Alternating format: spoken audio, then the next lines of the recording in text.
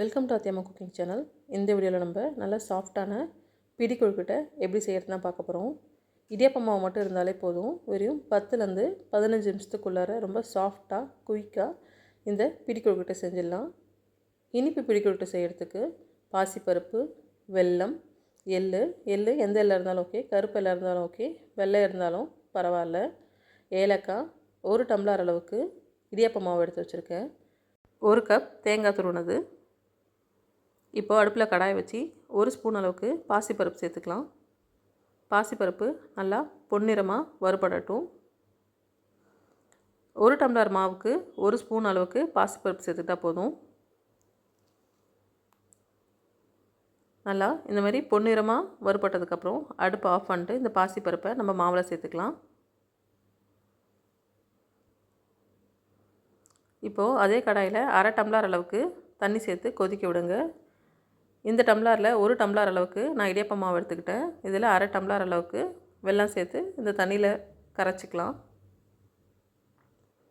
நல்லா கரையட்டும். அடுப்பை மீடியம் ஃப்ளேமில் வைங்க.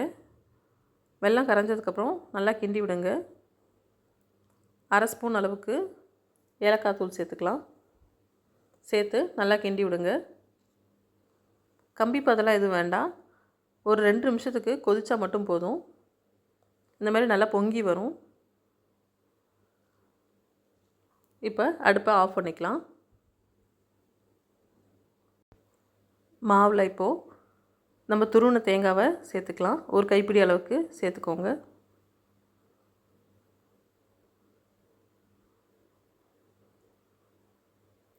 எள்ளு 1 ஸ்பூன் அளவுக்கு சேர்த்துக்கலாம்.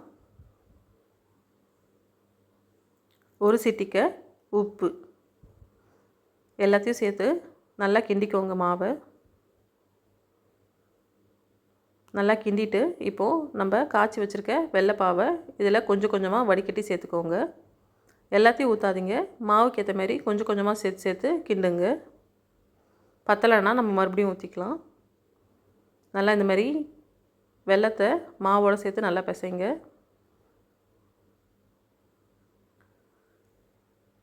மாவுக்கு ஏற்ற மாதிரி நம்ம வெள்ளைப்பாவை ஆட் பண்ணி பொறுமையாக அப்படி கிண்டி விடுங்க. நல்லா ஆறட்டும். ஆறினதுக்கப்புறம் இந்தமாதிரி பிசைஞ்சிக்கோங்க. வெள்ளை எடுத்துக்கிறதால கலர் ரொம்ப தெரியல. உங்களுக்கு கொழுக்கட்டை நல்லா ப்ரௌன் கலரில் வரணுன்னா நல்லா நாட்டு வெல்லம் சேர்த்துக்கோங்க. அது நல்ல கலர் கொடுக்கும் கொழுக்கட்டைக்கு.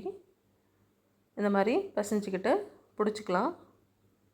இப்போது அடுப்பில் இட்லி பாத்திரத்தை வச்சு தண்ணி சூடானதும் இட்லி தட்டில் எண்ணெய் தடவி இந்தமாதிரி மூடிடுங்க. மூடிட்டு நம்ம பிடிச்சி வச்ச கொழுக்கட்டையை ஒவ்வொன்றா அடுக்கிக்கலாம்.